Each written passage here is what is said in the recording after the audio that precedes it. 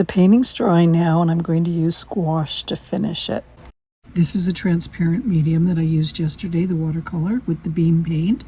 And so now I want to go in with a opaque medium for details. I got to fix that spoon. If I put my finger there, it's almost done. Okay, so that is the next step. I won't be using this little palette yet and filling it up with the watercolors. I'll wait until I do the next Tiny Treasures painting. So I'm going to set that aside for now. Take that away. Put it over here. Hope it doesn't fall. And now I'll just use these as is. And I'm going to be concentrating on getting the gouache into, where's my little pouches of stuff? Oh, here they are. So from this company, Art Toolkit, Adventure Art Supply, arttoolkit.com, I received these little magnetic palette pans, and I've made a decision to use them in their little kit like this, because I want to have the two opposite mixing colors beside one another. So the 6 mixers and an extra, and I'll be able to put water in here, and mix up my colors in this thing. So I think this is the best configuration. These little guys just pop out.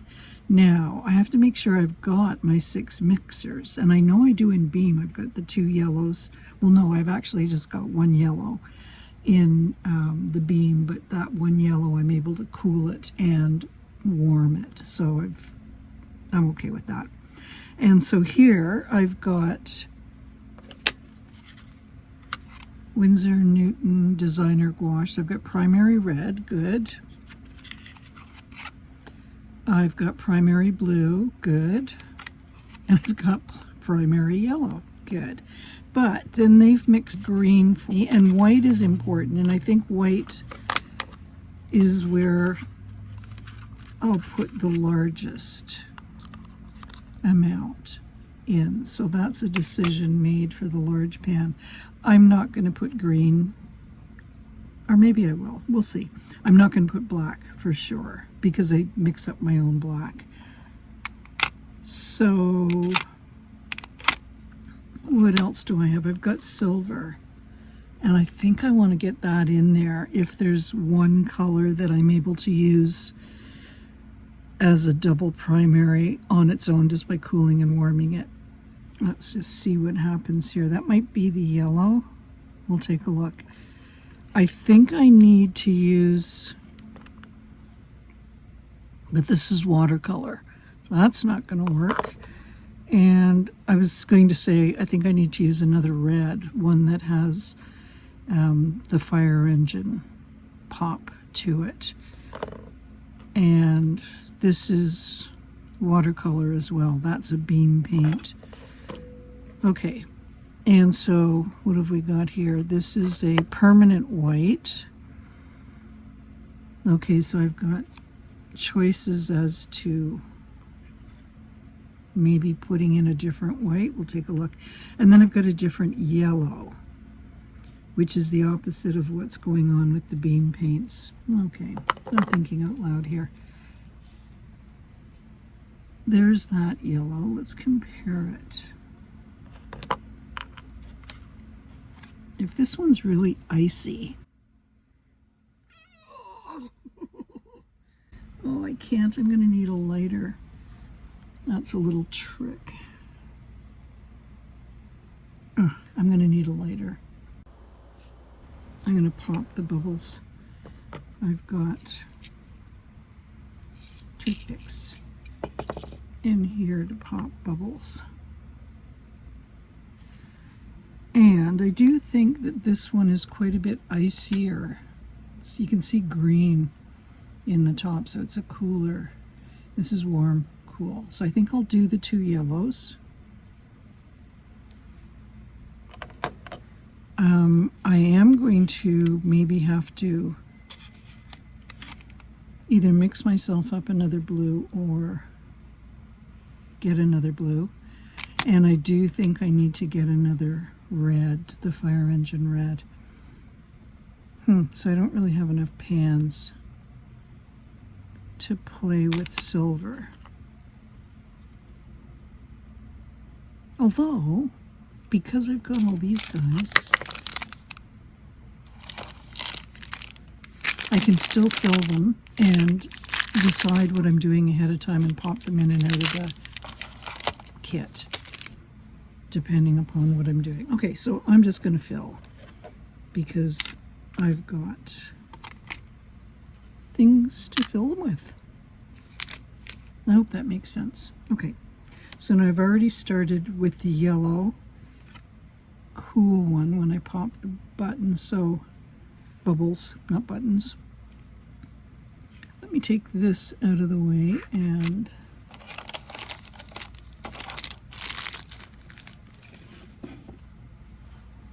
this out of the way and put it over here.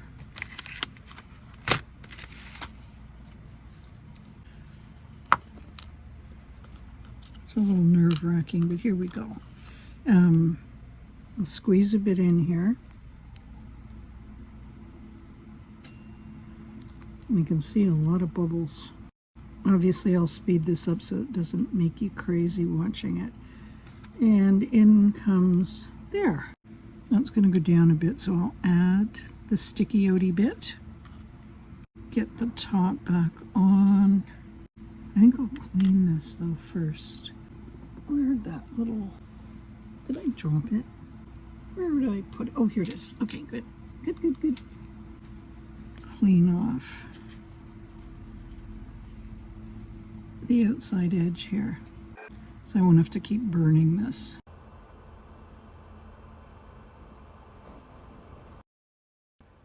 Here's where I figure out that if you bring the paint over to the corners, you can eliminate these bubbles.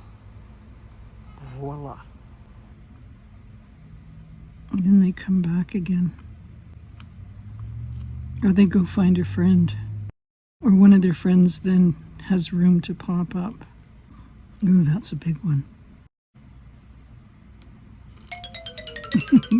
Scoop that little guy over.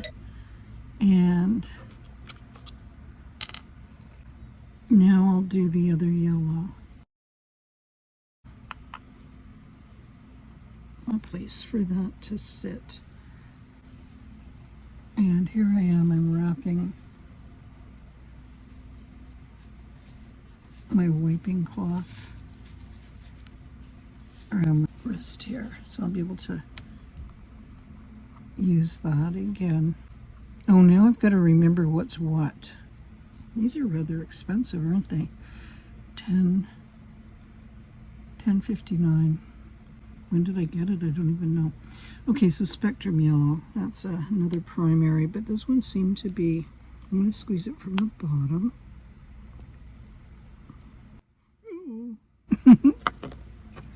Going over the edge.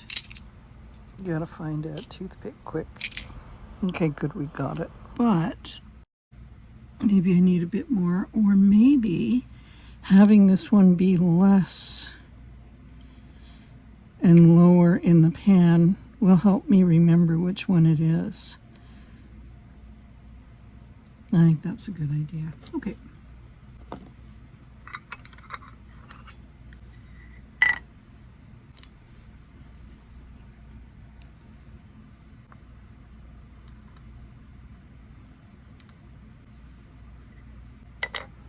Put the top back on here. It looks pretty clean. That was easy. And get the white one.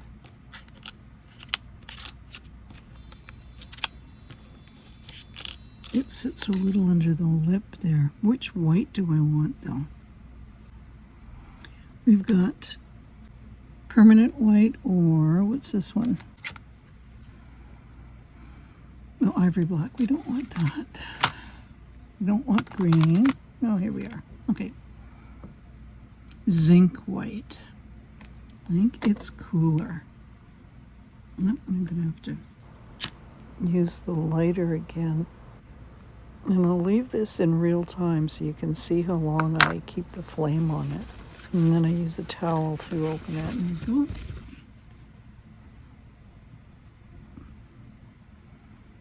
Well, that's not helping matters.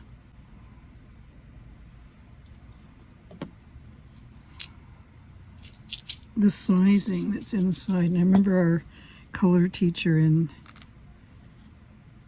foundations art told us to mix it in, never throw it out, because it's an essential part of keeping the paint liquidy. Okay, so I've mixed it in. It's a little yellowy, so it's more of an ivory, white-ish.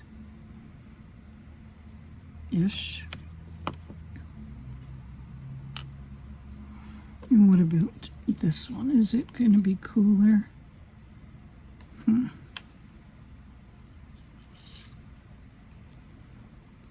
Oh, guess what? It's really hard. So I think my decision's made. I'm using the softer one. Practicality kicks in, and it's part of the mixing set. So hopefully the professionals have chosen. This one's not that soft either.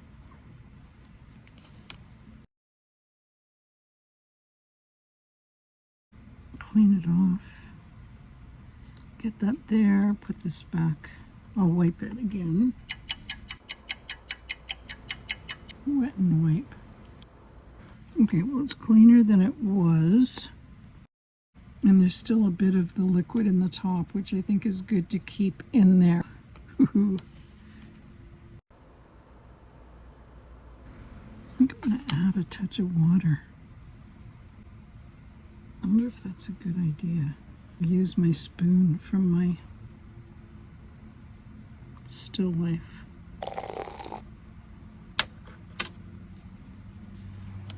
I hope that was a good idea. I think so. Because when I paint and I add water to the paints that I'm using, it does dry. Yeah, this is a little bit more tedious than I expected.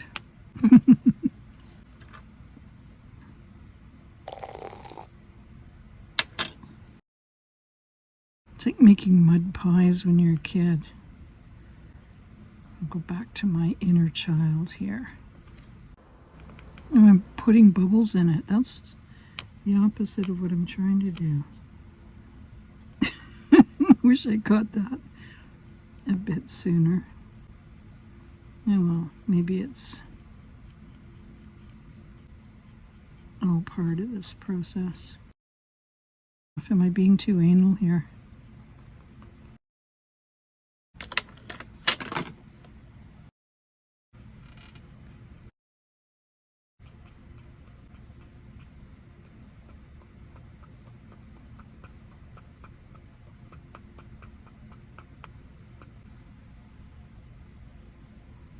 I know there's bubbles in there though.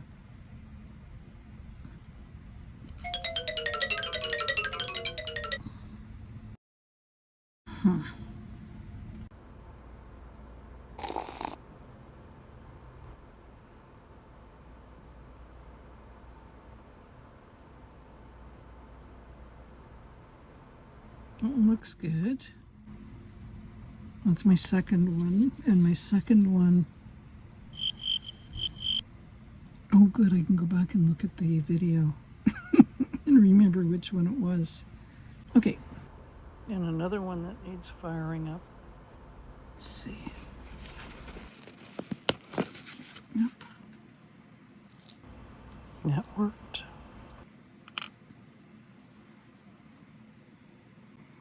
Maybe I'm going to put a touch of, I can tell it's a little hard. Put a drop of water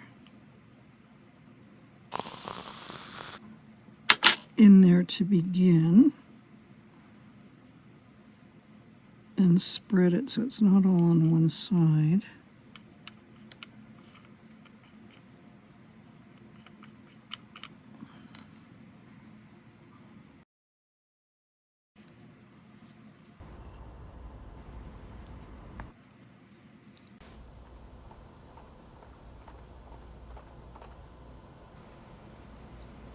Yay, the blue opened.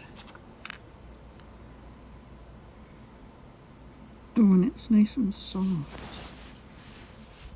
You'll want to get another toothpick. Nice and clean. I'll keep it that way.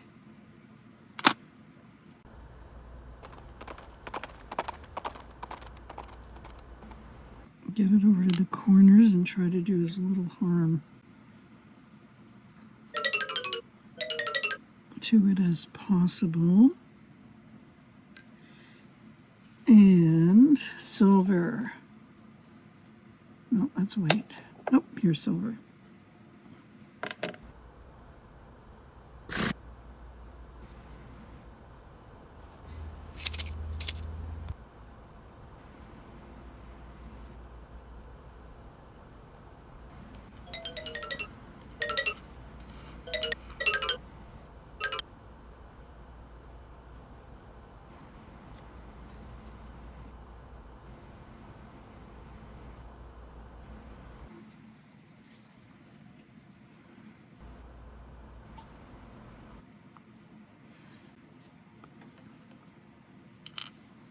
Maybe I will put green in because it is a garden color and I will use a lot of it, and then I won't have to mix it up so much. Straighten that out and then wiggle it into the corners. Over into the corner from below, hopefully not creating undue bubbles. So I've got all my colors.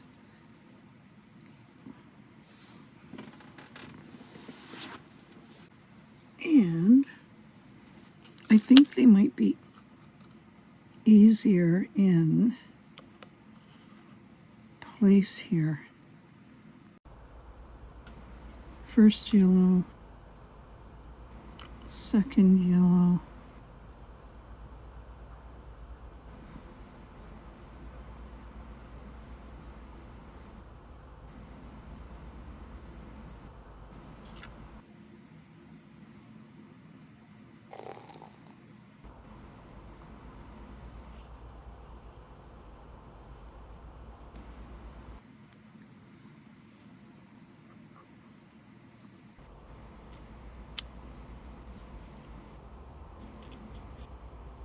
put this in first.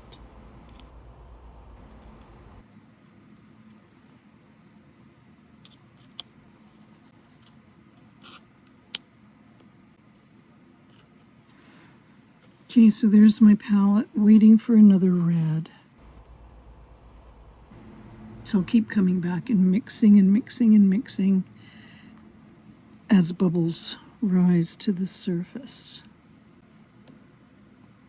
I'll try to pop them. The whole point being that we want these to dry flat and not have bubbles in them.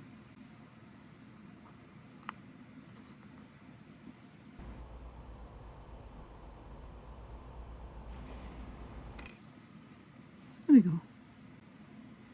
And then this one, the one with the biggest blob. There, broke that bubble. And it's going to have to dry by itself somewhere. I'll just put it in here for now. So now that'll take about a day to dry. And I'm going to just work from the tubes then on my little piece. Well, I have to say that was a lot. Okay, let's get started working on finishing details. Well, I came downstairs and realized that I was going to have to use gouache because I'm doing finishing details, and that would require using an opaque medium, which meant then that I had to put the gouache into my new little palette system, and I couldn't use it for 24 hours. So anyway, I just ended up pulling gouache straight out of the tube on my brushes and using an old palette and getting down to business. And so I've sped up the process for you. I thoroughly enjoyed it. I'm covered in paint. This is a 2 by 2 inch piece, and I need a bath because I'm so covered in paint at this point. I just got very lost in the process, enjoyed it thoroughly, and a lot of times the painting went out of frame. I wasn't paying attention, and then I'd realize that I needed to shove it back in. So I hope this doesn't make it too dizzying for you as I twist and turn and speed things up. But yeah, I just put the camera on, and it took 39 minutes in total. And so I've sped it down to about 5 minutes or 4 minutes for you to be able to see what I was up to. And I did have the very drooping bouquet in front of me, and I used it to a certain extent, and then I just went in and worked from memory and played. And it's often, to make curves, turning something upside down is really a lot easier because I'm able to just flick my wrist around and around and around, which is what miniatures are about, is using your wrist and your little tiny finger actions. You're not using your whole shoulder and arm as one would when we're doing a large, let's say, figure painting on an 18 by 24 drawing board. Oh, flipping it around again. Oh, now it took me a while to get enough courage to go in and do that spoon because it's symmetric, right? And I'm not using any tools or anything like that. But I went in, I did it a couple of times and fixed, and then I ruined it, and then I had to go back in and repaint it, and it is what it is. And then I decided at the end not to make, perfect the enemy of good enough. It was something that I was doing for enjoyment and to relax. So, yeah, back to the spoon. I actually wasn't very happy with it even at the end, and so off camera I went and poked around at it for about another 5 minutes, and then I just had to let it go. And what you see at the end will be me after the 5 minutes. And then I decided to add a few more yellow flowers than actually were in the actual bouquet, just for the sake of composition. And then I decided to go in and obfuscate everything with the brush in front of the camera lens. Once I got into it, I totally forgot I was even filming. Okay, so take a look at the real deal here at some point. Okay, we'll get a little distance, see the size of the book, and here we go, real life. And I've got to do another one. This one took 2 days, but I was filming, so in fairness. Waiting for paint to dry, and then wishing it didn't have bubbles and holes and cracks and whatnot. Okay, so here's what I'm going to do. I'm going to mix up little bits of each color. I'll water it down. I'll mix it up with my paintbrush, and then I'll pour it over the surface of each of these and hope that it dries nice and smooth. Okay, that's the plan.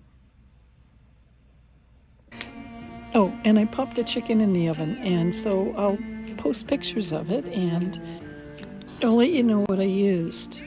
I am so hungry. I'm looking forward to having a really nice chicken dinner with some gravy, some cranberry sauce, some potatoes, some green beans, all the fixings. And so that didn't happen. I ended up making a chicken salad sandwich with pecans and green grapes. It was really, really good.